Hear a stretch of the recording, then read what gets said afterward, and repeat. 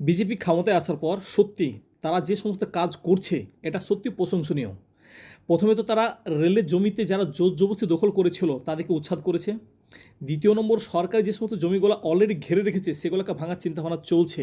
আগামী দিনে মুর্শিদাবাদ তথা বিভিন্ন জায়গাতে যে সমস্ত ঘরবাড়ি দখল করে যারা বসে আছে এদিকে উচ্ছেদ করতে হবে বা হচ্ছে। এটা খুব ভালো একটা দিক। এই জায়গাতে কোনো অন্যায় তো দেখতে পাচ্ছি না। সরকারি জমি সরকার নিচ্ছে, এতে ক্ষতি কোথায়? আপনারা দীর্ঘদিন থেকে সেখানে ব্যবসা করছেন কেন, কী কারণে? সরকার তো আপনাকে জমিটা লিখে দেয়নি, আর জমি তো দলিল পর্চা আপনার নাই।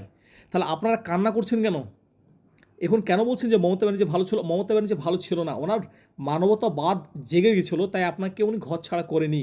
কিন্তু এনারা কেন করবে? জায়গা পরিষ্কার পরিচ্ছন্ন যদি হয়, মানুষের যাতায়াত ভালো হয়, তাহলে কার ক্ষতি হবে? প্রত্যেকটা মানুষ নিজের মতো স্বাচ্ছন্দ্য নিয়ে বাঁচতে পছন্দ করে। কেউ ঝুপড়ি নিয়ে থাকে, তা কেউ ভালো পরিষ্কার পরিচ্ছন্ন জায়গাতে থাকে। এই জায়গা থেকে আমার পুরা বিশ্বাস, যে কাজটা করছেন ওনারা সত্যি একটা প্রশংসনীয়। ধন্যবাদ বিজেপি, তোমরা এইভাবেই এই উচ্ছেদকে আরও ছেড়ে ফেলে দাও।